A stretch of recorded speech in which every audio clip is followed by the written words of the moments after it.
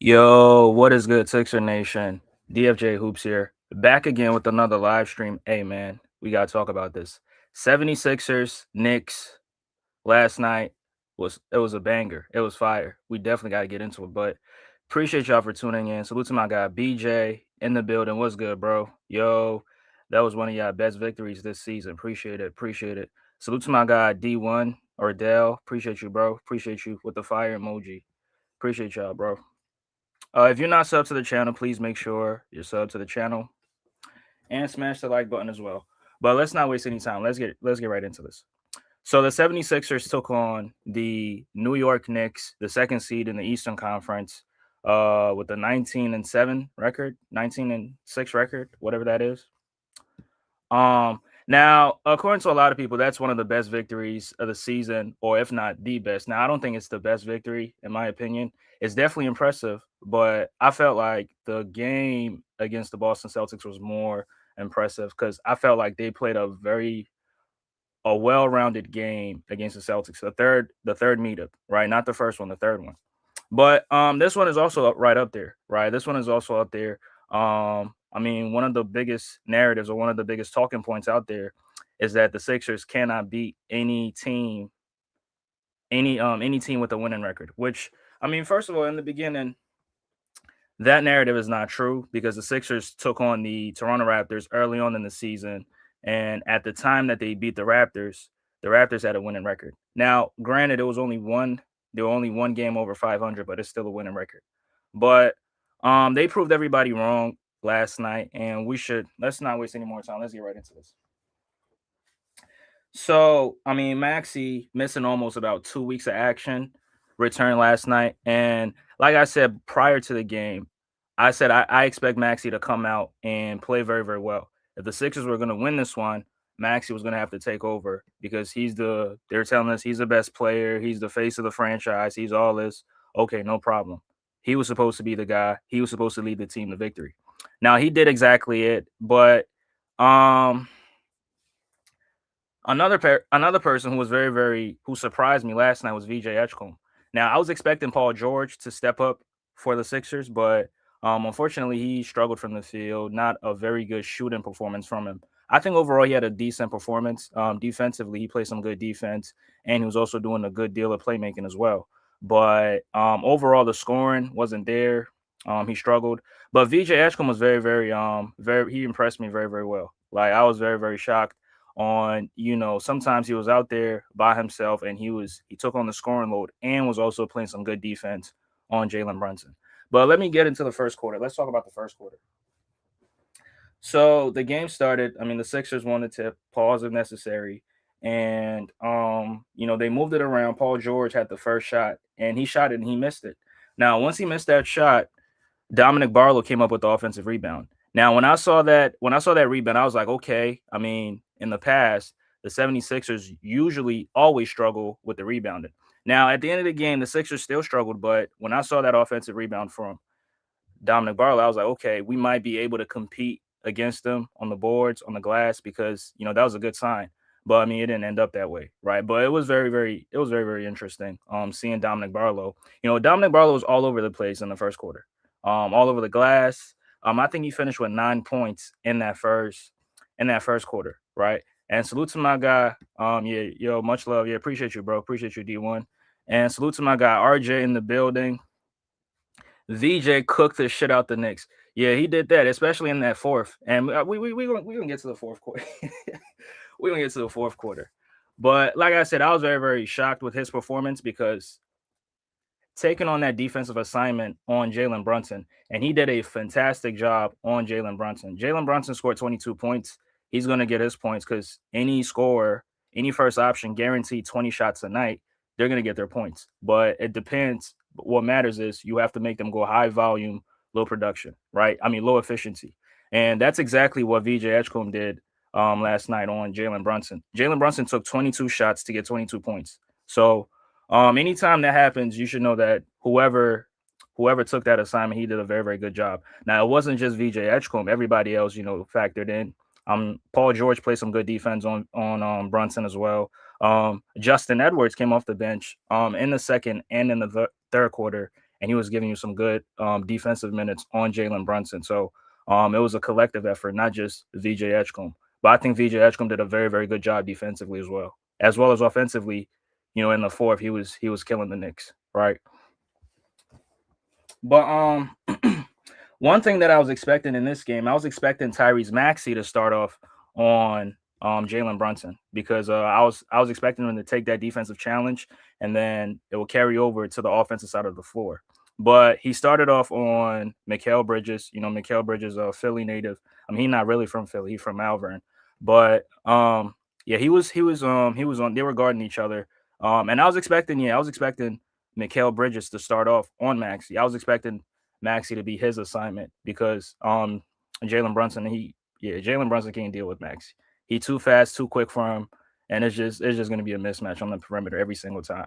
But in the first, I think Maxey, he had some good moments, hit a couple threes, was making plays, getting to the basket, and also feeding guys. Andre Drummond, salute to Andre Drummond. Andre Drummond had his moments in this game, especially from the 3-point line. He was making threes, and I didn't even know this. Andre Drummond is shooting 37%.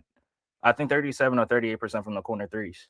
So that's a very, very high that's high efficiency for a big man, especially for somebody like Andre Drummond, who is not really a good 3-point shooter. But if he's shooting that high from those corner threes, that really helps the team. And he made a three in the first quarter, and he was also playing some. He was getting some rebounds, even though he was outmatched because the Knicks have three guys that can get you double digit rebounds. I mean, four guys actually that can get you double digit rebounds at any point in any game, right? But I think he did a solid job on the glass. He grabbed double digit rebounds. Don't get it.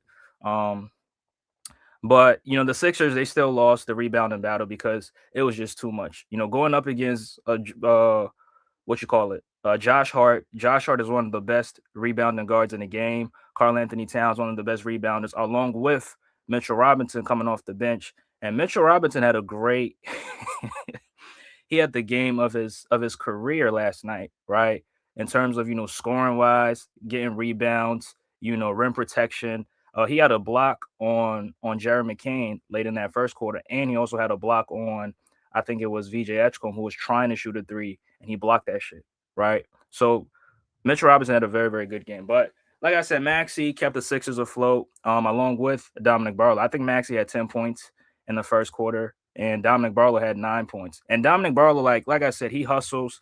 Like most of his points, come off a straight hustle, right? They don't really run enough any plays for him, which I mean you're not supposed to run any plays, right? He can get his points, running the floor in transition, or sometimes when he gets those offensive rebounds, he can go back up and get his points that way, right? Hustle buckets. That's what he does. And most of the time he was at the right place at the right time in terms of getting those offensive rebounds, finding those opportunities, and then either he would kick it out to the Sixers to get them a second opportunity, or he would go back up to try to finish himself. Right? He got fouled a couple times. He got to the free throw line, and he was getting some rebounds for us. So it really helped us a lot. Now, Paul George, on the other hand, like I said, he struggled in this one.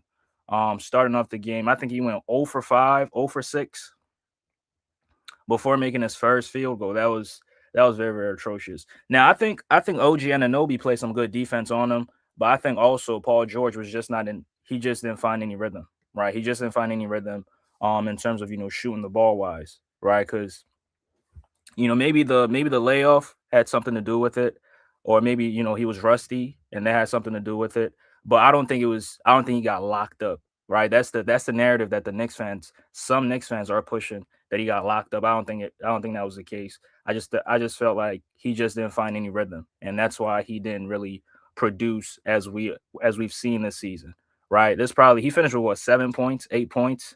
Yeah, definitely underperformed, right? But I felt like he did other things. He contributed in other areas that really helped the Sixers win the game. Playmaking, playing defense. He got a couple rebounds, but I wanted him to get more rebounds, especially going up against the Knicks. And you're not really scoring. I want to see more production on the rebounding side of the floor. But in the fourth, that's where he started to box guys out and try to get the Sixers, get the defense situated and not give up any extra second opportunities to the Knicks because he wasn't scoring. And the scoring load, I mean, Maxey was doing it, VJ Edgecombe was doing it, and Jeremy McCann also had his opportunities in that fourth quarter, which we're gonna get to.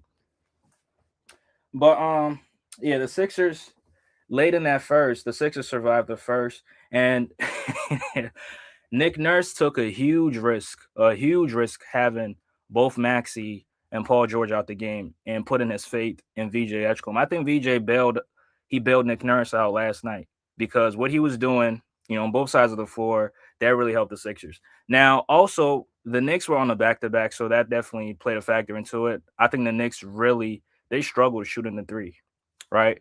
They struggled from the 3-point line, and the Sixers, fairly they made some threes, right? Maxey Maxey made a lot of threes. Let's not get it twisted. Maxey made a lot of threes. Paul George made a three. VJ made multiple threes, and Quentin Grimes. Speaking of Quentin Grimes, I've been really disappointed in Quentin Grimes in these last few games, whether he started or came off the bench. Right? It's not been good for Quentin Grimes. He says Drummond turning into Brook Lopez. Yeah, but I mean he ain't shooting them deep threes like Brook Lopez, but from those corner threes, like he's been automatic, right? And the funny thing is that Karl Anthony Towns was not trying to guard him or not trying to put a hand up when he was shooting those threes. But once he made that first one, he was like, oh, I gotta, maybe not trying to run him off the 3-point line, but at least put a hand up, show a hand, right? Just like let him see a hand to make it a little bit more difficult because I mean Karl Anthony Towns is a 7-footer. So that could, bother an Andre Drummond when he's shooting threes, right? But Drummond made the first, he made the second, and then he made the third. And then and then the announcers, like everybody was surprised because they don't, they're not accustomed to seeing Andre Drummond put on or make that many threes, right? But it was very, very funny, right? Yeah, VJ held Brunson.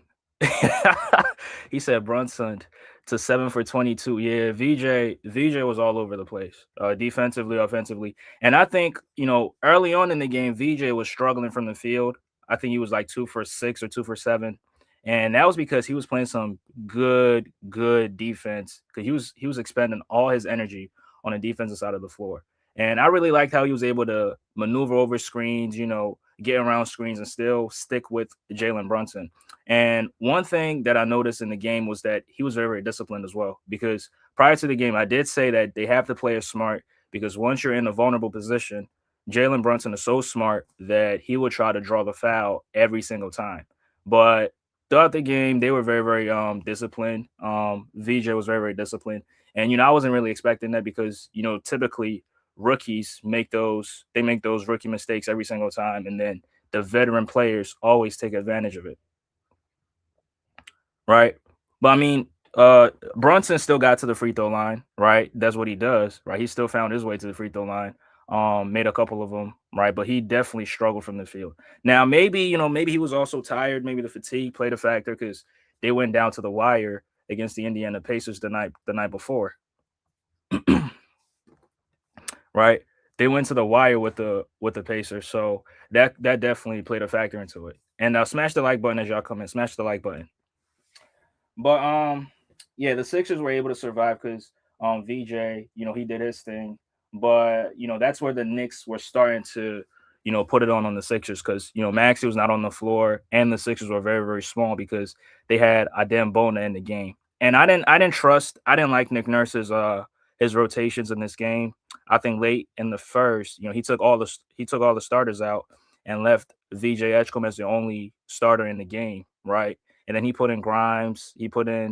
Um he put in Quentin Grimes. He put in Jared McCain. I think Jabari Walker is in there too, along with Adem Bona, right? And that's where the Knicks were starting to, find those easy opportunities down low because the Sixers were small and they were able to get a lot of fouls. They were able to get to the free throw line. And Adem Bona came in the game, which is very, very funny. Bona came in the game and picked up like two quick fouls, right? And in a matter of 4 minutes, spanning into the second, he had 3 fouls, right, which was very, very terrible, and it forced the Sixers to go small. You're already having difficulties rebounding the basketball, right, and you're gonna go small. That's definitely the Knicks are definitely going to capitalize off that, right? And that went into it in the second quarter, and that's when the Knicks were finding those easy opportunities down low. Karl Anthony Towns, shout out to him.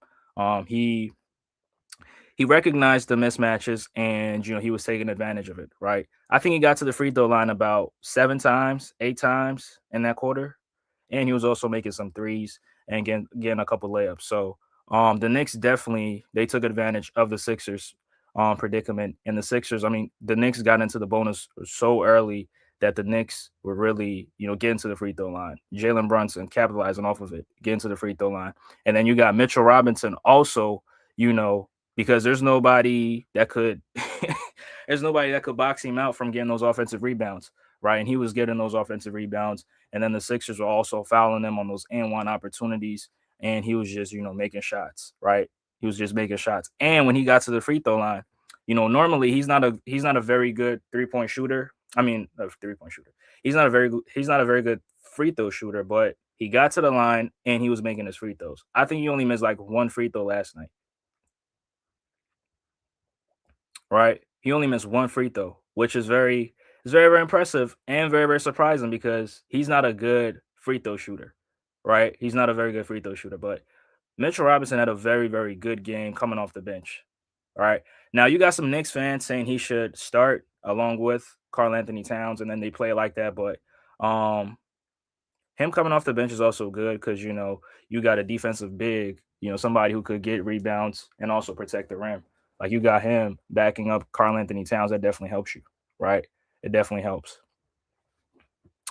Um, Yabu Sele checked in, right? He hit a three, which was very, very good for him. Former Sixer.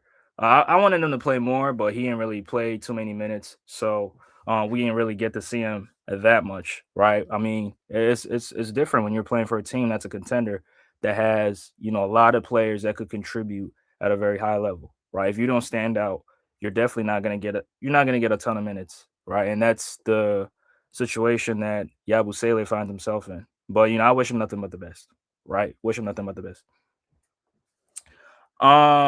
Another thing, Deuce McBride didn't play. Now I don't know if he's dealing with the injury. The Knicks fans can tell me in the comment section. But if he was in the game, I think the Knicks probably could have had a better chance at winning because the backup point guard that was in is a Tyler Kolek. Yeah, in that fourth quarter, they were really attacking him. Jeremy King made it his mission to go at him every single time, right? And he fouled. I think he had like 4 fouls, 5 fouls in the game because he couldn't, he couldn't guard nobody, right? He couldn't guard nobody, and offensively, he wasn't really doing anything. I think he made a layup in the fourth, and that was about it. But he didn't really do anything. But I heard that in the previous games, he had some good games, and the Knicks fans were starting to like the energy that he was bringing off the bench. But I didn't really see it in this game against the Sixers.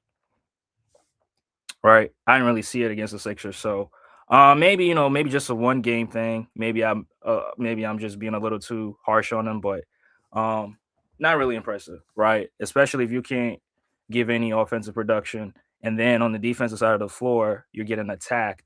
I mean, what's your value with you being out there, right? But again, because Deuce McBride is not there, he was getting those backup point guard minutes.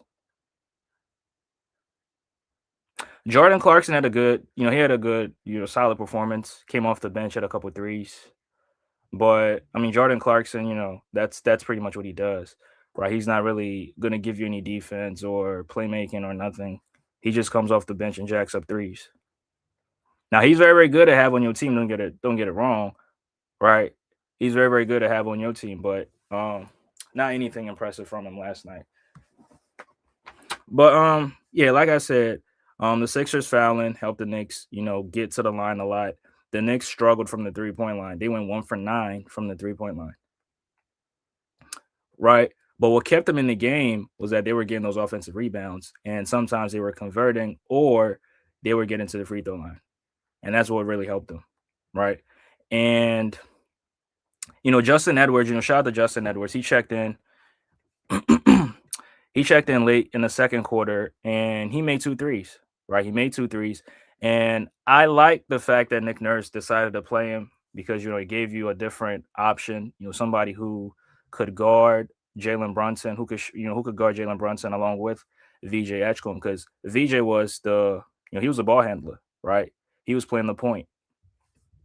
So you can't expect you can't expect VJ to run the offense, try to score, try to get everybody their shots, and then also play fantastic defense on the other side of the floor, right? So that's why he had Justin Edwards in the game to kind of like give VJ a little bit of a break defensively because that's guarding Jalen Brunson ain't no joke. Like ask Kelly Oubre, ask these other guys, guarding Jalen Brunson ain't no joke. So, but Paul George, finally made a field goal in the second quarter. He scored 5 points in there. He had a three, and then also had a midi in Josh Hart's face. But that was about it from a scoring point of view, right? Dale says, dude, I know it would have been a gamble, but Yabu should have waited and signed with us. He's not even averaging 10 minutes this year after averaging 27 minutes with us. Damn, I didn't even know that. But again, the reason why he was getting a lot of playing time last season is because we was injured, right? We was hurt, so he got a lot of playing time. If we was healthy last season, I don't think he gets all that playing time last season, right? Even the guy on the screen right here, Justin Edwards, he got a ton of playing minutes last season because the three best players didn't play a lot, right? So he had a lot of opportunities, and I think that's the same thing with Yabu. But not playing 10 minutes, that's crazy. But again, I mean, the Knicks have a lot of players they can go to off the bench, like Deuce McBride, like Jordan Clarkson, and you got Mitchell Robinson playing well, right? Coming off the bench, looking like looking like a dusty ass Wilt Chamberlain off the bench. By the way, right? 22 and 15. That's. I mean, it's not Wilt Chamberlain numbers, but that's good numbers, right? So, if you got guys performing at that level, yeah, you're not gonna get a ton of playing time if you're Yabu. If you're not bringing anything extraordinary to the table, you're not gonna get a ton of playing minutes. So I think he knew what he was signing up for, right? He knew what he was signing up for, and the Sixers were not willing to give him that, according to what I heard. So I don't know how true that is, but hey, that's the decision he made. He gotta live with it. But yeah, the second quarter that was all Knicks. But again, I was glad that Justin Edwards got some playing time in this one, right?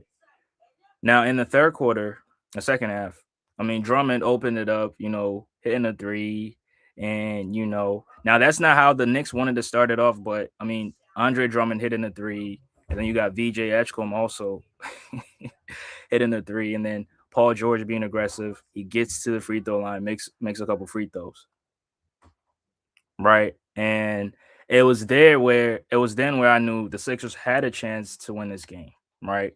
And I mean, I still believe the Sixers could have won because the Sixers have been competitive with every team that they played against, even in the losses, right? But how they started off in the third, I mean, which is another thing, right? The third quarter has been the quarter where Sixer fans are so the third quarter we don't play good in the third quarter. Okay, so when they started off good, I was like, okay, they have a good chance to win this quarter. So they started off so hot. They got in the bonus early. And then I mean, Paul George, being aggressive, even though he only scored 2 points, but he was still being aggressive. Maxey continued to be aggressive. I mean, Maxey was aggressive the whole entire game, right? Being aggressive, like making it very, very, very difficult for Mikal Bridges, and he ended up giving Mikal Bridges 30, right? An efficient 30. So Maxey was not out there to play. He wasn't playing with nobody, right? He wasn't playing with nobody. He wasn't playing with the players. He wasn't playing with the Knicks fans. Like he really wanted to go out there and snatch their hearts, right? He wasn't playing. So, but I mean, the Knicks, they started, battling back, coming back. Jalen Brunson was making things happen. Karl Anthony Towns started to get aggressive. Now, OG Anunoby on the offensive side of the floor did not have a good game, right? He didn't really have a good game at all.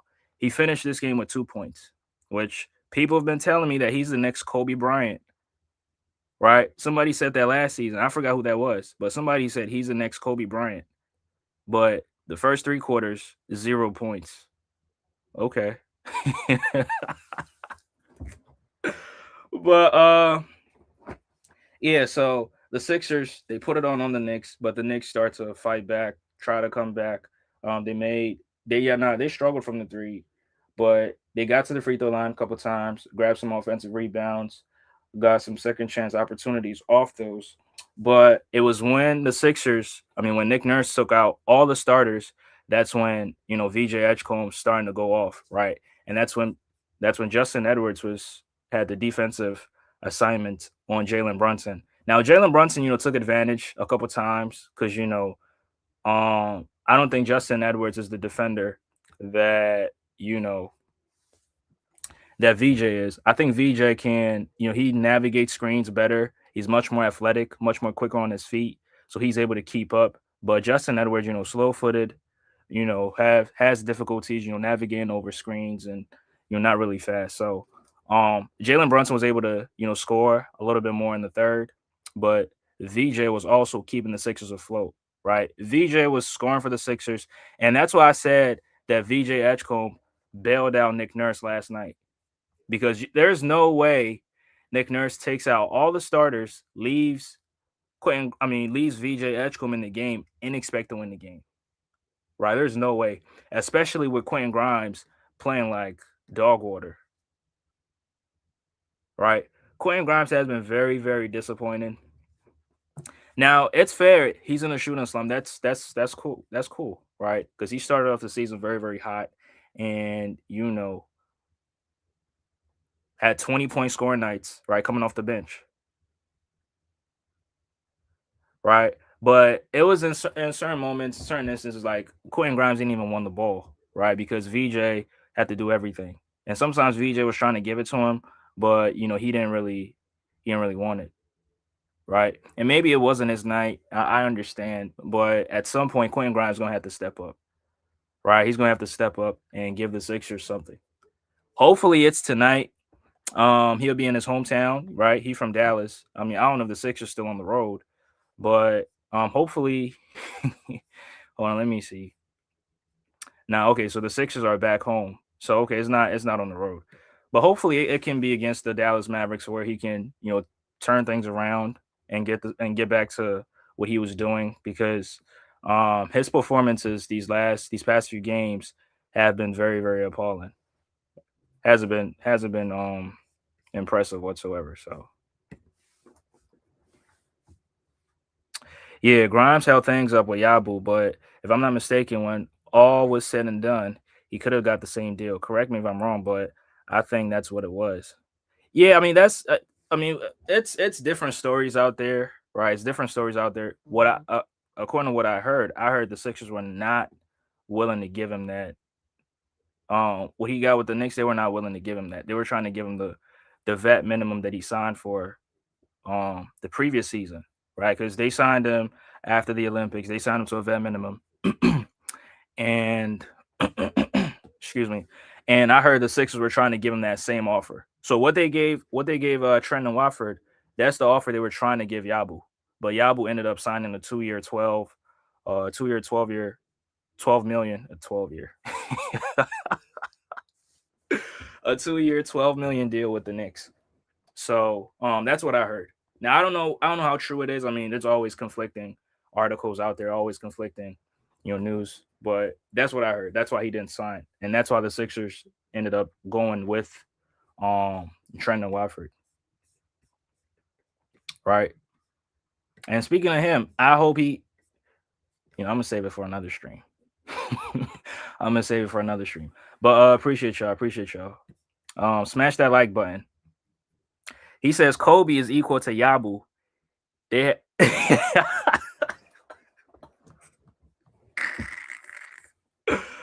Yeah. Bull compared he compared OG Anunoby to Kobe. He says OG is the next Kobe. I'm not lying. I was on the stream with Tuna Sports, and Tuna Sports couldn't stop laughing because that was ridiculous. Right? That was ridiculous. And OG, he struggled. Now, did OG get locked up? I don't think he got locked up. But he just it wasn't his night, right? It wasn't his night. So, but lucky enough, I mean, Jalen Brunson, Carl Anthony Towns, Mikal Bridges. Hold on, did the Knicks have four guys and score 20? That'd have been crazy. Hold on, let me see.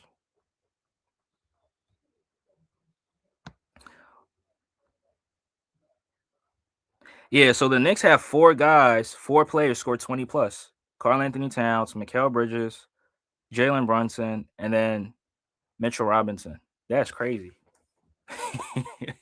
That is crazy. But yeah, VJ held it down for the Sixers. Heading into the in the third, late in the third, because Nick Nurse had all his starters or most of his starters out the game, but VJ was able to hold it down. And the Sixers headed into the fourth quarter with a 1 point lead. Right, they was only up by one. I think it was 89-88 or something. Something along. Something similar to that. Right. But they get into the fourth, and I think Maxey started off the fourth quarter. With I think VJ was off the floor then, right? It was Maxey, it was Maxey, McCain, and then some other guys. Bono was in the game. Somebody else was in the game. Probably Barlow, right? And there's something that happened with Barlow. I don't know the thought process that went into it. He only played 40 seconds in the second frame, right? And I was saying to myself, I mean, this dude was helping the Sixers, hustling around the floor, getting some offensive rebounds, helping the Sixers. He scored 9 points. How do you play him all those minutes in the first and then only play him 40 seconds in the second? It didn't make any sense to me, right? It didn't make any sense to me. Now, I wish I could, be in the post game interview, where they hold the post game interviews and ask Nick Nurse why he would only play Barlow only 40 seconds, because it didn't make any sense to me, especially with the Sixers having difficulties keeping Mitchell Robinson off the bench. That was just I just didn't understand it, right? I just didn't understand it. Salute to my guy White Square in the building. Appreciate you. What up, DFJ? Knicks fans are disrespecting Yabu, and they want to trade him to get Drummond from us. Do you have any thoughts? Yeah, I was trying to get into that yesterday, but my uncle pulled up and he was cooking these Knicks fans, and that was that was funny.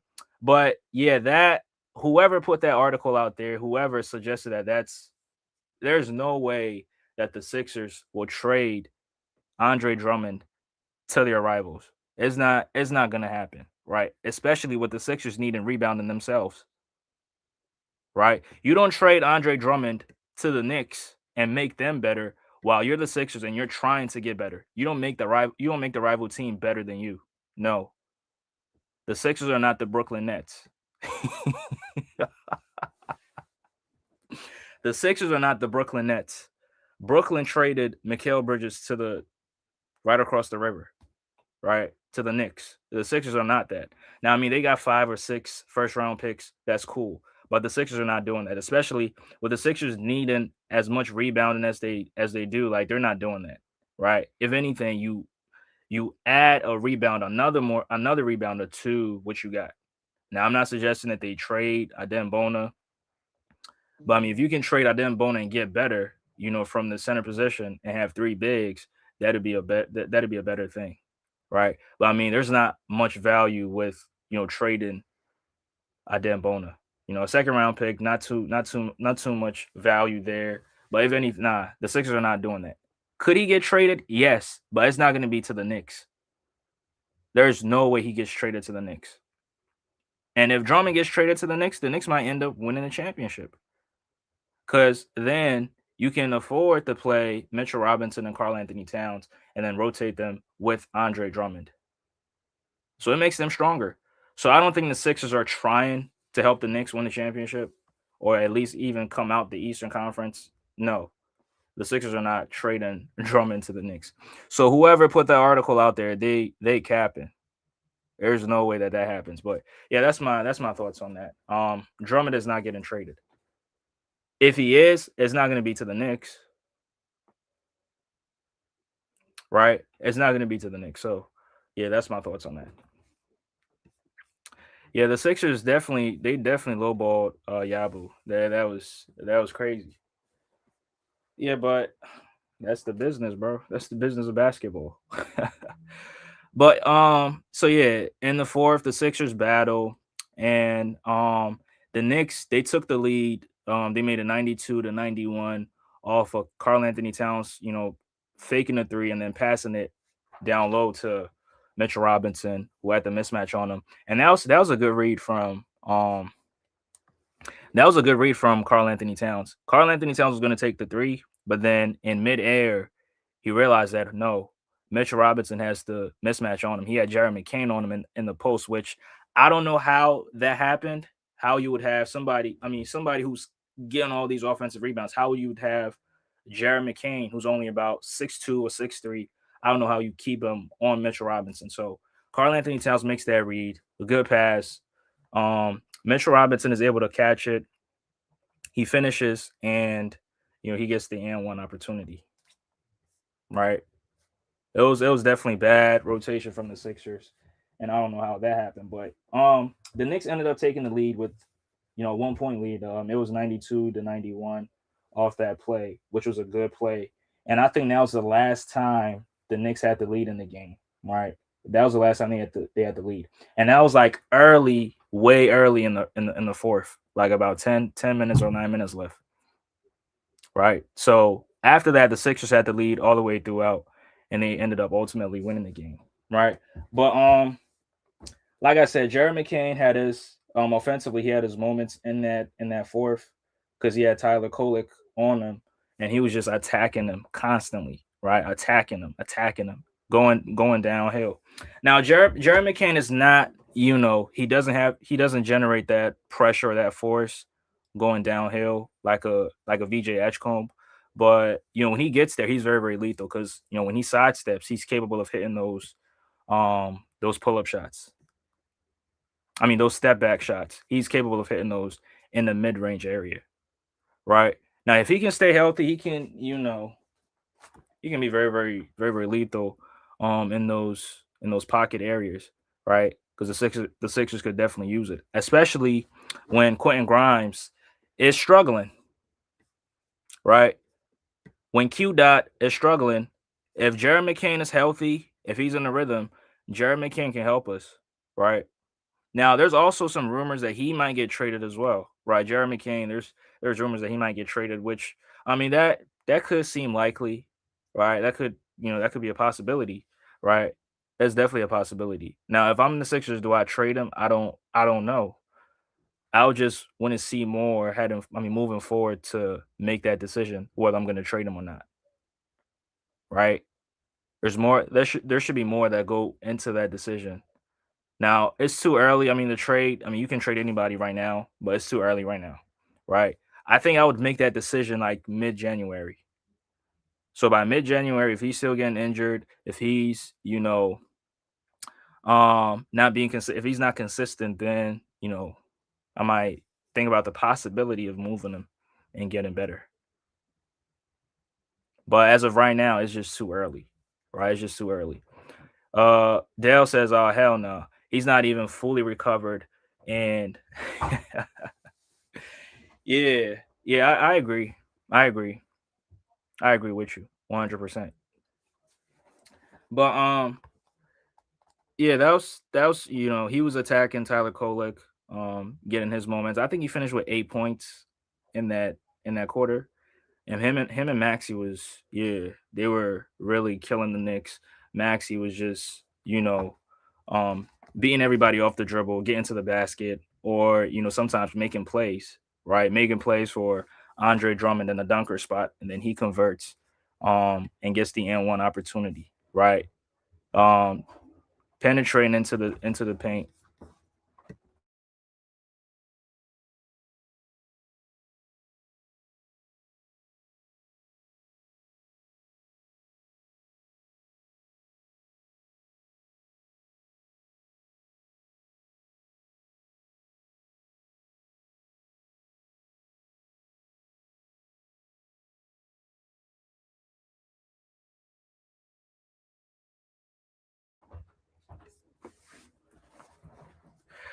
Yeah, sorry about that, y'all. But yeah, Maxey making plays for the Sixers, also scoring. Yeah, that play that he made for a Drummond in the dunker spot, that was very, very huge for us. It gave the Sixers, it got them to the line, it stopped the clock, right? It stopped the clock, and then Andre Drummond was also able to convert.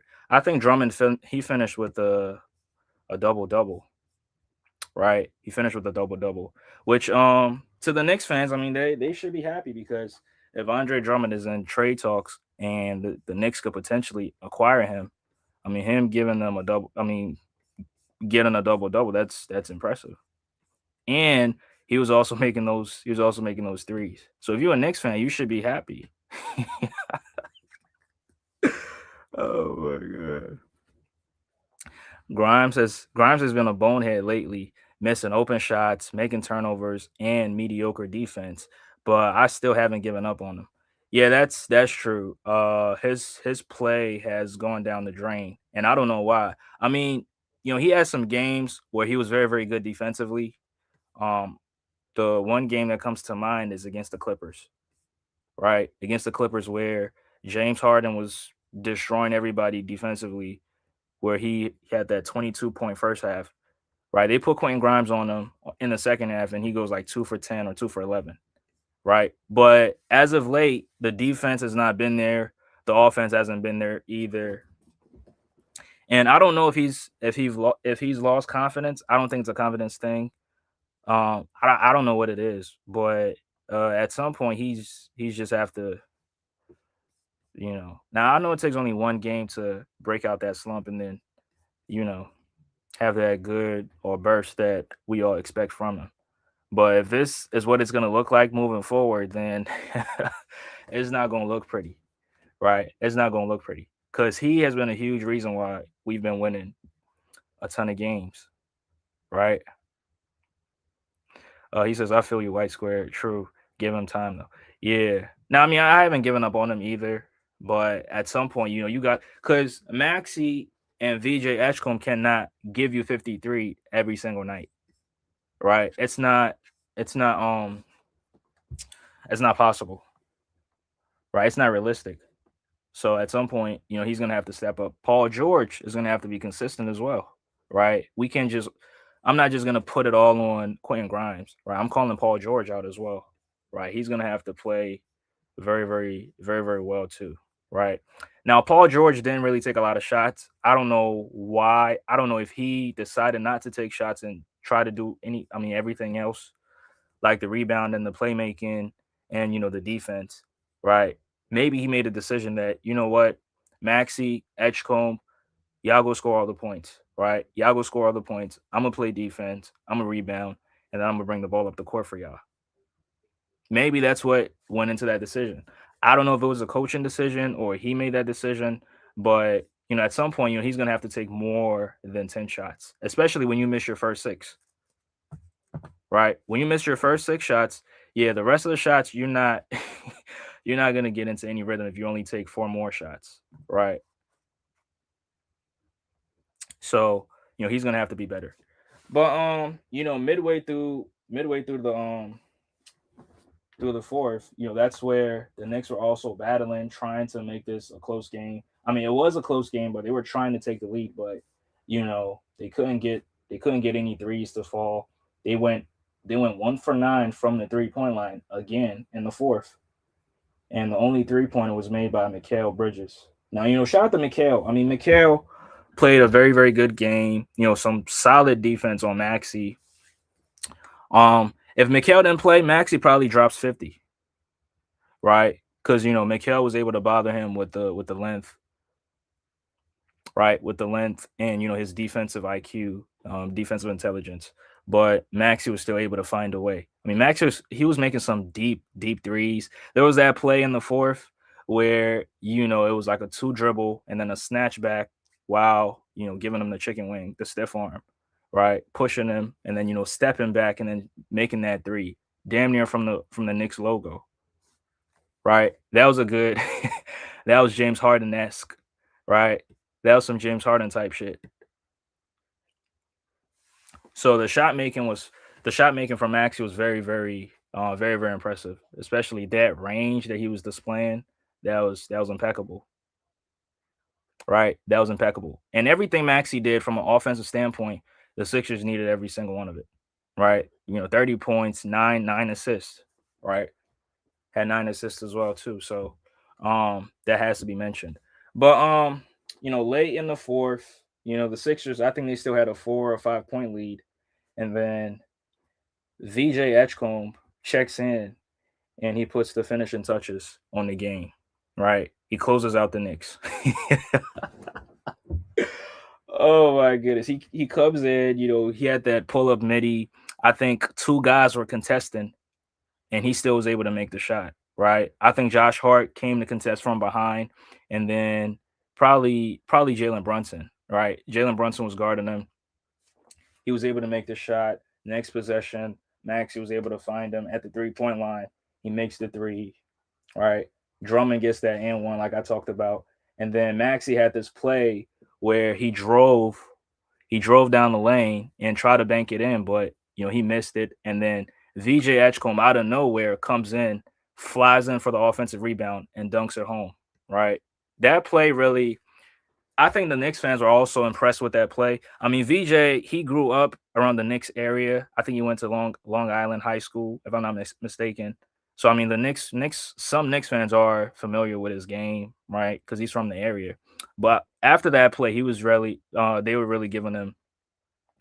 I didn't hear any boos, right? They really appreciated it. So they showed him love. They were showing VJ some love because he's from the area. But after that play, the Sixers were up, I think, 8 points at that point. And the Knicks, they came back, they made a three. I think that was when Mikal Bridges hit that 3 pointer. And the Sixers were able, I mean, VJ was able to get a steal, right? He was able to get a steal, and the Sixers were able to hit the three, right? He dived on the floor for that loose ball, right? He dived on the floor, got that loose ball. Maxey was about two passes away. Maxey gets it, hits the 3 pointer, and that was a dagger, right? That was what potentially won the game. And the Knicks, there was nothing they could do because it was too little time left for them to do anything, right? And that's how the Sixers ended up winning this game. But like I said, it was very, very impressive. Um, one of the best victories to me. I don't think it's the best. I think the joint against the Celtics was much more impressive than this one. But that's just my opinion, right? That's just my opinion. And the reason why I'm saying that is because the Sixers uh they played very, very good all around. But in this game, I mean, you got dominated on the glass, right? You got dominated on the glass, and the Knicks struggled from the 3 point line too. Now it's not the Sixers' fault, right? It's not the Sixers' fault that the Knicks struggled from the line. I mean, from the 3 point line, but I felt like they could have the rebounding should be a lot better, right? Um, yeah, they only grabbed what 38, 37 rebounds in this game. Let me see. Yeah, the Knicks grabbed 57 and the Sixers only grabbed 36. Now, moving forward, if you only grabbing 36 rebounds, you're probably going to lose a game, right? Probably going to lose a game. Like in the next matchup, if you only grab 36 rebounds, you're not going to win against the Knicks, right? You're not going to win against the Knicks. So, but still, nonetheless, it was still an impressive victory. Maxey and VJ Edgecombe combined for 53 points. Um, Andre Drummond with the impressive double double as the starting center, 14 points, 13 rebounds, three threes. Don't forget about that. Jeremy Kane gave you 12 points off the bench. That was very, very helpful. But let me get into that. Let me start this. So Dominic Barlow only played 17 points. Now I don't know why he's only playing 17 minutes because I mean in this game, like I felt like he could have played a lot more minutes because the Sixers really needed rebounding, right? The Sixers needed rebounding, but um, and he had 9 points in the first quarter. Now I'm not saying that if you would have played a lot more minutes, you would have got more, but the rebounding would have been much better, right? 11 points, 4 rebounds, 1 assist. 1 block too. So shout out to him. Paul George, PG-13, struggled in this one. A triple single, 7.6 rebounds, 4 assists. But the defense, his defense was there. I mean, the defense. There's no statistical statistical measure for defense like perimeter defense or interior defense. So, but stat wise, not a good, but I think overall it was a good performance in my opinion. Right, Andre Drummond, 14 points, 13 rebounds. Like I said, 1 assist, 1 block, and he made 3 threes.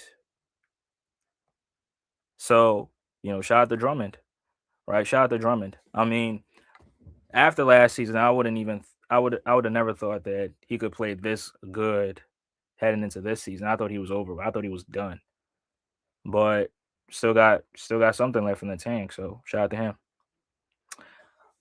VJ Edgecombe, 23 points, 3 rebounds, 4 assists, 2 steals.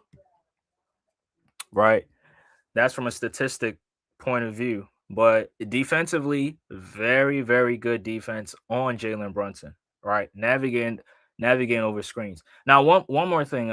They did a bad job, forcing Jalen Brunson to his left. Now, Jalen Brunson, he's a lefty, right? And they were forcing him to his left a lot. Which next time it's not gonna be. I mean, Jalen Brunson, he's definitely gonna get off. Right? Jalen Brunson is definitely gonna get off next time. So, next time they shouldn't push him to his left, right? They should do a better job pushing him somewhere else, not to his left. But yeah, RJ, I got you. No problem.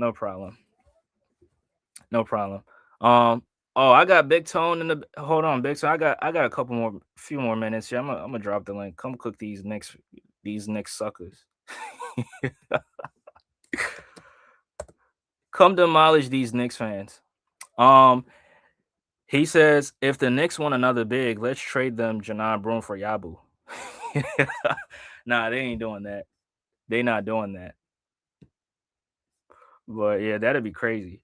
But Maxey, 30 points, 9 assists, 2 rebounds, 1 steal.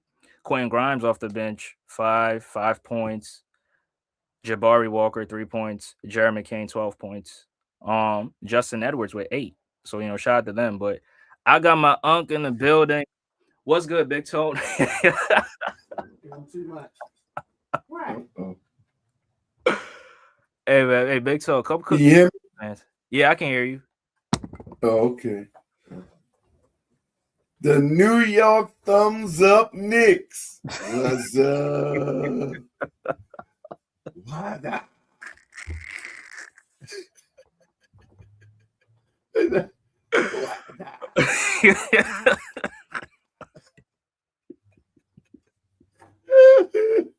Yeah, Big Toe, you funny, man. The New York Thumbs Up Knicks. Why that? Hey, they not here today. Grand Rising. I know they're not here. They bipolar, man. Them people only here one time, and that's when they win or they think they got something up on people, man. Yeah, that's real talk. But that's what I told her. I told her, man, Knicks fans are the worst. I was over there for the first time yesterday, man. For the first time on Casino. What his name? Casino. I can't never pronounce that boy's name right. Carcino, yeah. Oh, Carcino for life. Okay. Right. I was over there with them guys, man. And he hold on for a minute, nephew. Hold on 1 minute. All right. Yeah, that was the game. Player of the game, I think Maxey was player of the game. From an impact standpoint, from a scoring standpoint, he did everything very, very well for the Sixers. Right? How many shots did he? I think he took the same amount of shots as Brunson. But go ahead, Big Tone. Yeah, I'm back. Yeah, I was over there. This chairman, of course, he had plenty of Knicks fans over there. Mm-hmm. My first time, and I listened to him, but that was my first time on in the room and on the stream with him. And Yeah. boy, did he let me go in on their ass. Boy, that was the perfect platform. Boy, I had him falling out, boy. I said, man, these are the worst bipolar ass fans, man. And they just, and I told you, he said, so we gets into it. We talk about now. And then when I, we run down the last 2-3 years or whatever. Then he said, don't go back to 2-3 years. Let's talk about now. Okay, well, let's talk about now. Cool, 2025. Let's talk about now. So I lay into his ass on now. Mother, we own you bums. We up 2-1 on you bums. Then this mother jumped back to 1994. And everybody just bust out laughing. I'm like, you see, Casino? See what I'm talking about? See how bipolar these people are? I just showed you in less than 2 minutes. In less than 2 minutes, how bipolar these people are. Now, this boy just said, let's keep it 2025. I said, cool, that's fair. 2025. We own you bums. We beat you twice. Right. We beat you twice on your field, one of them. You ain't beat us on that field. We beat you on your field. In 1994, and boy, everybody just bust out. Casino just bust out laughing.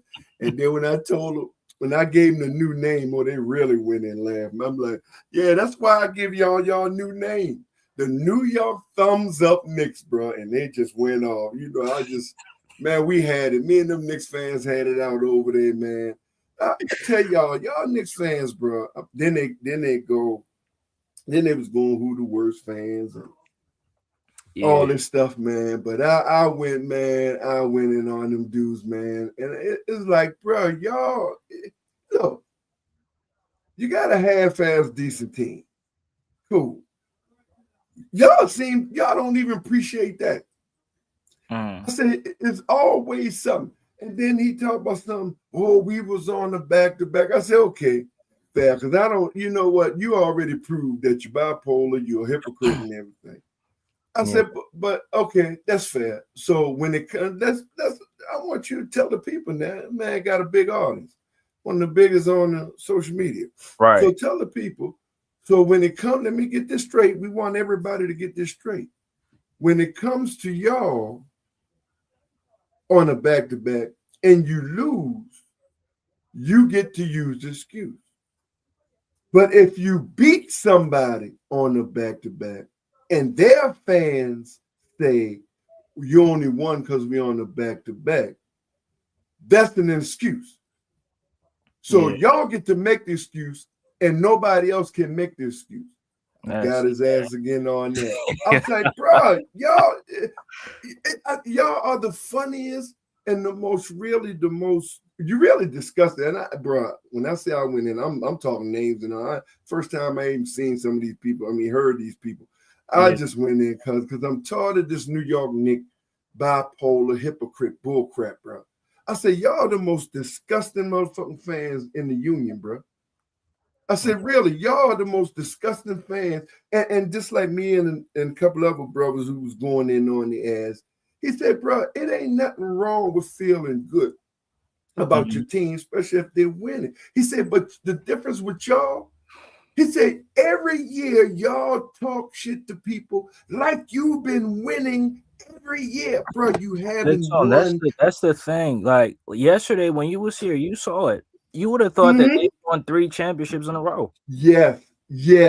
And that's what we was talking about over there. Y'all went like y'all won championships every fucking year. Bro, y'all do know you haven't won since 1973. Don't care. Ain't nothing. This team, y'all saying no. Teams feel good about. Fans feel good about their teams because they, winning and doing things. But when y'all brag, you literally brag like you won. So y'all just going on people. You do things, say things, and then when you lose, you make all these excuses. You can make an excuse, but nobody else can make an excuse. That is the most ace, and bro, I swear we went in on them, dude, man. It was fun over there, motherfucker. I told Cena, he said, see, and then, I really got him. I really got him. Oh, y'all, see, that's what losers do when they're not winning. Don't nobody put no money out. Say, yeah, don't worry about it. I'm gonna let you go with that because this is the first time you hear my voice. It's the first time me hearing your voice. It's the first time me seeing you. The first time you seeing me. I said, but let me run something down to you, homeboy. The nigga you talking to here, this diehard Miami Heat fan. I said, nigga, I'm the one putting money on my team on a regular. See, I'm not like y'all bipolar ass, coward ass New York Knicks fans. I put money on my team. I don't just brag on my team. And I said, here it is. This is what we're going to do. I said, this is what we're going to do. I said, nephew Christino, in April, blessed, all of us be here, of course. The Most High keep us here. And we're here in April. I said, I'm coming here in April, Christino, which I'm going to be back before that because I like the stream. I said, I'm going to come back in here in April. And I got $200 that the New York thumbs up Knicks. And then, I had them laughing again.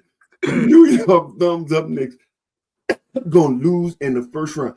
I don't care who they play. I don't give a damn about none of that. I got $200. You're gonna lose. I put my money where my mouth is, sucker. And we're gonna send it to he's the biggest platform, and y'all know him. And all that, you don't know me. We're going to send the money to Sino, and we're going to place the bet. Any of you garbage-ass Knicks fans want to bet. Of course, they just talk. Ain't nobody say, okay, none of that. They just talk. I say, okay, so be careful what you say when motherfuckers don't bet me, because you don't know me, fool. Because I bet on my team. And I let them know, I don't care if we injured. I don't care if we only have all midgets playing. I bet's on my team, sucker. So I don't just talk about my team like you bottom feeders do. All you clowns do is talk. You don't believe in your team. You don't believe in your team. That's why you got to wait to see this, wait to see that. I need it if that's healthy, if this healthy. You bums don't believe in your team, bro. Because you're too busy fanboying. And they got into Jalen Brunson, the best this, the best that in the East, the best. Man, I don't even get into it. That's why y'all losers. Because you're too busy worrying about one player. And in order to win, you need a team. You need to play committee. Right. That's why y'all don't win nothing. That's just why you don't win. You're too busy worrying about who's doing the most. One player doing the goddamn most. Oh, we went in. Oh man, it was me. I forgot nephew name. It was me and another one. I know one of them name was Tony. Tony getting in on their ass. And there was one more. Oh, he was going in before I got up there. Oh, yeah. He was going on the Knicks fan before I got up there. Let me just be real. He was going in on their ass. And and there was one who he a Knicks fan, but he one of them Knicks fans. One of them only Knicks fans that you can relate to, that you really can have a conversation with. Because he's not delusional. Yeah. You know what I'm saying? You do have small percentage, but he was one of those that you really can have a conversation with him. And he was breaking it down on why he was letting them know we not winning that, bro. We not going nowhere. And he didn't just say it. He broke down why he think, and he, like he said, he been right ever since, which he have. He been right to this point, and he was, and the Knicks fan. Oh my God, he went and he tried, boy. He was 38 hot, boy. He went in on him, boy. That man, he need a vapor. He need everything, oxygen. Boy, he went in on him. He just didn't like the fact that he's a Knicks fan and he ain't supposed to tell the truth about his team. Right. You ain't no fan. You ain't no Knicks fan. He said, I know I ain't no Knicks fan because I tell the truth. I'm not delusional. That's why you say I'm not a Knicks fan. Because I'm not delusional. Yeah. And he was honestly broke down. And just like I said, he said, just like Unc said, one of the reasons we lose because you're too busy worrying about one player doing something. You're too busy worrying about one player, right? Yeah. Are you going to, and he got on him too. He said, so in the fourth quarter, in the postseason, it comes down to the wire. Are you going to depend on Mikal Bridges? Are you going to depend on OG? Because they already shown you that in the last quarter and even in the regular season that they can't step up. Right. So I mean, he pretty much proved his point. Now, of course, this year we got to see, but he pretty much proved his point. But man, they wouldn't try and hear that, boy. Not them delusional. Oh boy, they were so hot at him, boy. They were 38 hot at him, boy. Yeah. Man, they went in on him, but he had backup. Because when I came up there, boy, I shut him down. And nephew, when I hit Casino with the, okay, let's play your game. It took you 25 years to get out of the second round. Just to lose to the same team you lost to 25 years ago. Boy, when I said that, Casino rolled out his chair. Boy, he rolled off that goddamn, man, he rolled off his couch, boy. Boy, they laughed so long. He said, oh, you hit him on, I don't hit nothing. Man, he rolled out his chair, man. Casino rolled out his chair when I hit him with that one. I said, yeah, so y'all sitting there bragging. Man, everybody, man, I tell you, boy, they rolled, man. But he was on camera. So, he was on his camera. Yeah, you can see you can see him rolling out. Man, he rolled out his chair, man. I swear to God, that shit was so funny. I said, so, bro, don't talk to me nothing about what your Knicks is, bro. Don't talk to me about what no Knicks is. And there you go again. 1994, I said, see, there you go. But you don't want us to tell you ain't win nothing since 73, but you're going to go to 94. 94. Go back 30 years later. Yeah, 31 years. Yes. Yeah. Prior. You can't. I say, but the bottom line is you got your ass whipped by the Sixers tonight, motherfucker. And that's the end of the story. I said, that's the end of the story because y'all say y'all was going to beat them. Oh, that's easy work. That's what y'all say. That every stream that I came across, I've been on, even my stream with a couple of fans, that's easy work. The Sixers easy work. I said, okay. Okay. Y'all lost to Boston too. Yes, we did. We had four goddamn main players out. And I'm still not making no excuse because even with the 4 players, now y'all don't know. That's what I'm telling them. Y'all don't know because this is the first time, y'all hear me. I said, like I told them, our defense is suffering right now. See, I ain't no delusional player. I said, our defense, yes, sir. We sure did. And we lost to them by 10. And we had 4 goddamn players. Now I'm playing your game. I'm playing your injury game. We had 4 major players out yesterday. And we was on the back-to-back. And I'm still not making no excuse because we still could have won the game. We still could have beat Boston. Yeah. Yeah. So, no, don't come to me. You got the wrong person, nephew. You got the wrong guy. Yes, we did lose to Boston. But here's what we did do. We beat your ass twice.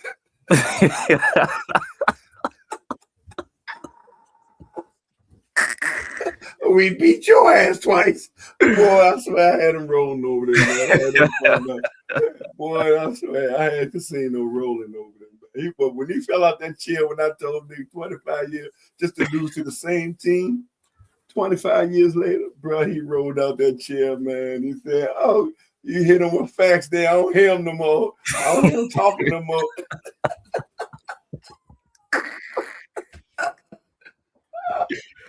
Hey, man, that's fact. That is crazy. Yeah. Yeah. Man, so come on, man. Y'all stop this foolishness, you New York Knicks fans.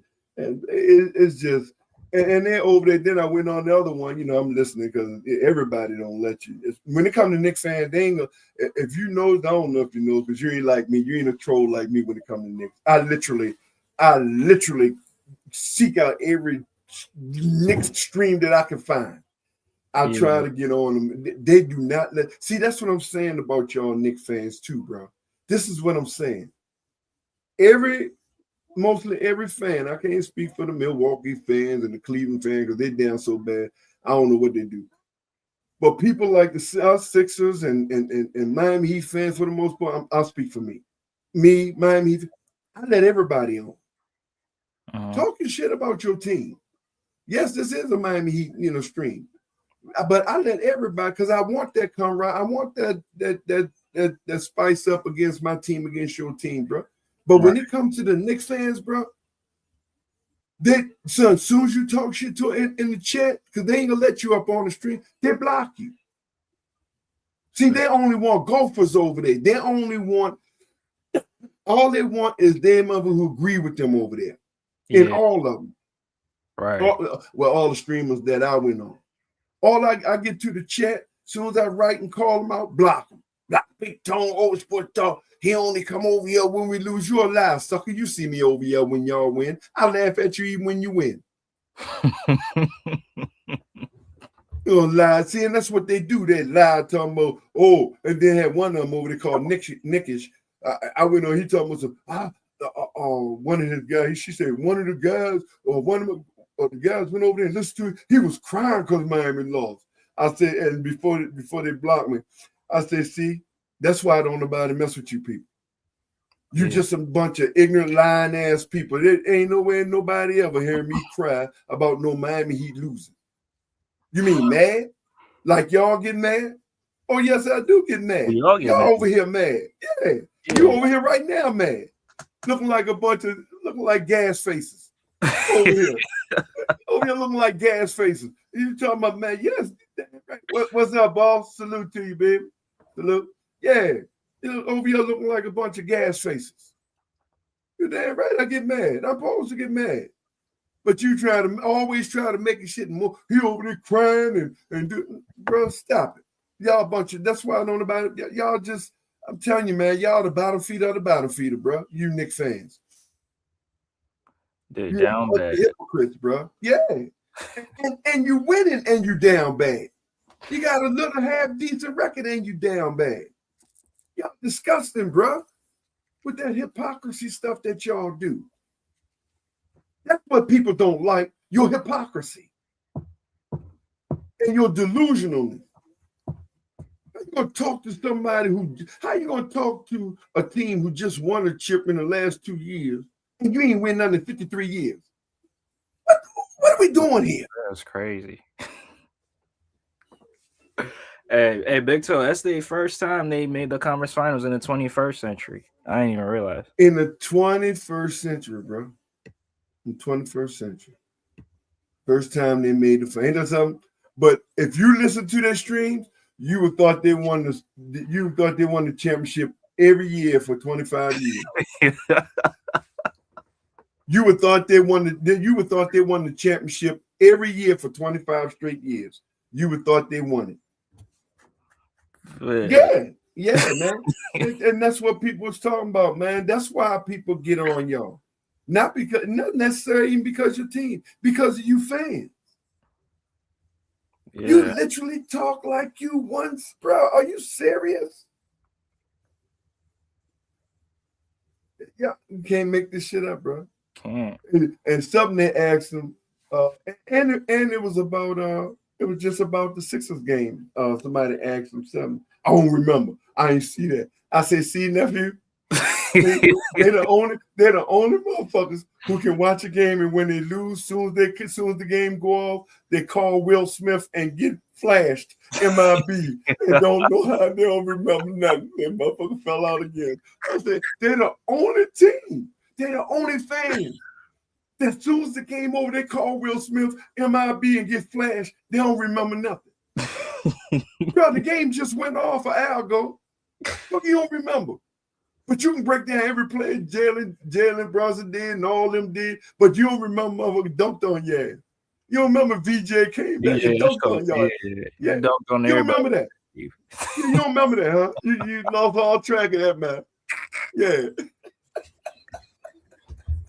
Oh, man, we had fun over there with them fools, man. I'm telling you, man. It was just, I'm telling you, they disgusting. I'm sorry, bro. They're probably almost at the point of no return, man. They're just disgusting fans, man. Really are. And they make you hate their team, man. They do. They really. And then he got into coaching. Talking about other people's coach. Said, bro, Mike Brown coached 2 games, the first 2 games, and y'all said farm. Y'all wanted Mike Brown far after 2 games. Big Son, he was on the hot seat before the season started. Before the season even started, man, haven't coached 1 game, and y'all say you want him far. Bro, you can't. And now, because they won that little cup, whatever. Now he the greatest coach since water. Bro, you can't make. I swear to God, with these people, you can't make it up with these people, bro. You can't. Now he the greatest coach since water. I'm telling you, man, these bipolar, they are literally bipolar. They are a true definition of bipolar fans, bro. They are the definition of bipolar fans, bro. Yeah, they sure is. Real talk. But good game yesterday, man. Yeah, y'all. I needed y'all to do that. Even though I could have used y'all losing for standards and all that, but I ain't care. I don't care. Let me tell you something. If y'all play them and if y'all lose, we get into the playoff. I don't give a damn if we don't make playoff. Y'all better beat their ass. Boy, look at here. I don't ever want y'all to lose. Man, look, that's how much I hate these. I wouldn't give a damn if it caused us a playoff run, whatever the case it may be. I don't. That's how much I despise them bastards. That's how much I despise them. I will never go with them. Never, ever. They just disgusting, bro. Yeah, they disgusting, bro. And much as I hate Boston, if Boston play, I want Boston to beat their ass because I think they'd have surpassed Boston now. Oh, they did. I think they'd have surpassed Boston now with the hate. That's how much I despise them people, that team, man, and many of their fans. And I ain't never think nobody was going to surpass Boston because the level of hate I had for them. But I ain't even gonna lie. I think the Knicks just did it. I think Knicks surpassed Boston, bro. Yeah. But what's up, Ida? What up? I don't know Dale. what that is, but Dale. What's I don't know baby? why they Dale. But Big, so I'm getting ready to shut down. But okay, go ahead. Y'all play the next Sunday. I just want to hear your just a brief take. I mean, I know you're gonna. Oh no, yeah, we got it. Yeah, we got it. Man, look, in New York, we just look again. Our defense, I don't know. It played a little better yesterday, though. We played a little better yesterday, but we left 25 points on the board, man. And when I say 25 points, I ain't talking about no free throws or bro. Combined free throws. We left 14 points. 14 of them 25. Damn. Literally, nephew. When I say literally, I'm talking about literally. We missed 14.7 layups. 7 layups. Tech Fancho missed 4 of them 7. And when I said layups, I'm talking about damn near by itself. Not contested. That's how bad we were shooting last night. 7 layups we missed. And then, of course, 5, I think we missed like 6 free throws. So that's 20 points. And then we missed like 2, 3, 4, literally wide open shots from birdies from 6 feet to wide open threes that we was literally uncontested, wide open miss. We just, that shooting night last night was just it. The loss was, and that's what ticks me off. Teams not beating us because they're good to beat us. We literally beat ourselves. Yeah, self-inflicted. And yeah, self-inflicted shit, man. And that's the most disgusting. That's why I said, man, it is something, something just gotta give. And then Spo still doing the same shit. Technical out there, turning the ball over, missing layups, missing. He did hit a couple threes, like 2-3 threes, but then he everything else is just minus, and Spo just left him out there. Just left him out. Took Kawhi out. Every time we get the lead, he take lead out. We lose the lead, he keep him to these guys out there. And so I don't know, bro. I really don't know. I really don't. I don't know. But I of course I feel we're gonna beat them bums tomorrow. Even at our worst right now with defense prowess. Yeah, you said y'all had four guys out. Yeah, we had four. We had, of course, we had Lawson out, Tyler out. Wiggins didn't play, and the boy one more play. Well, Jovic as well. Yeah, so you'll get like a few of them back for Sunday. Well, just two of them. Oh, Donovan Mitchell, 5 out. Davion Mitchell. and Dave, I keep calling him. Davion. Yeah. Yeah. Yep, Davion. Yep, we had them. We had 5 out. And I ain't make no excuse. Because we still supposed to beat them, bro. Even with all our play, we supposed to beat them, bro. Right. We supposed to beat them, man. It was just so we got, we still got 55 games, man, but we gotta change. We gotta get this chemistry down. Our young boy, man, our rookie came in, man. He did his thing, man. KJ, I ain't even gonna begin to try to pronounce this nigga name. I just call him KJ. Our rookie. Our rookie. Yeah, man. He's 17, 7 and 5, man. Man, he did his thing, man. He did his thing. Defensive prowess, bro. Man, that rookie, he did his thing, bro. So Spo got it.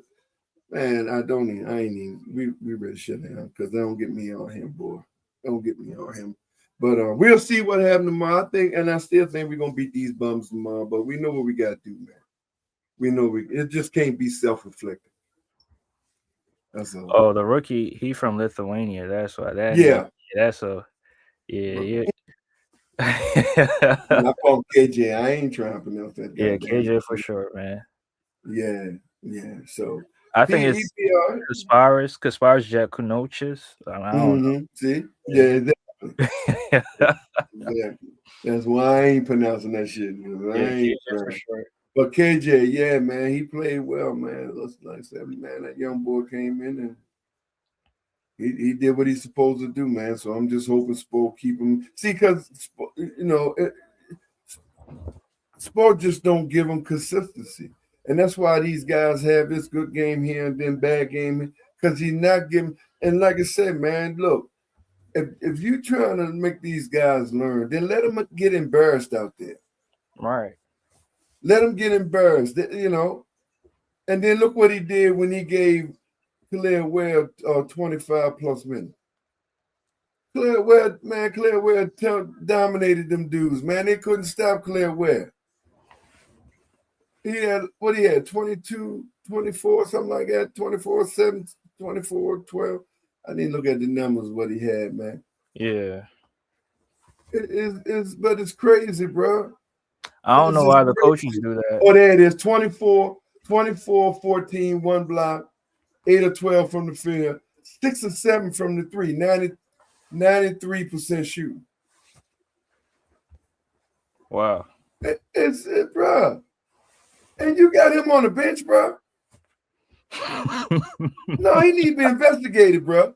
Yeah, for sure. Spo need to be investigated, bro. And you put him on the bench.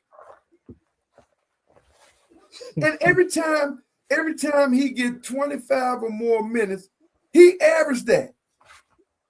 Yeah. He definitely. He was 6 or 7 from 3-point, bro. Yeah, that's a good game. That's crazy, man. Yeah. That's criminal, bro. That's criminal. You got that boy on the bench, man. What's wrong with you? And you put Vecchio over him. See, that's what I say. That's why you might be think I'm joking. Now, Spo need to be investigated, bro. See, I don't play, bro, when it comes down. No, ain't nobody off limits. So we're going to see what they're going to do tomorrow. Yeah, big I'm time. ready to do my stream as well.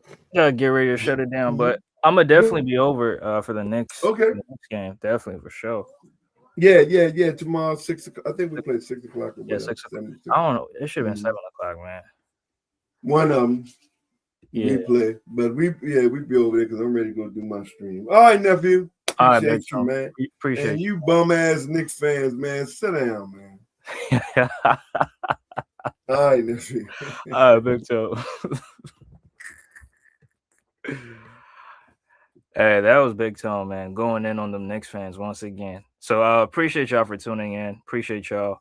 But the Sixers take on the Dallas Mavericks tonight. So we're gonna definitely cover that game tomorrow morning. So appreciate y'all for being in here. Salute to my guy Dale, White Square, Boston Jubilee, my guy RJ. Appreciate y'all. I'm gonna catch you guys on the next one. Peace.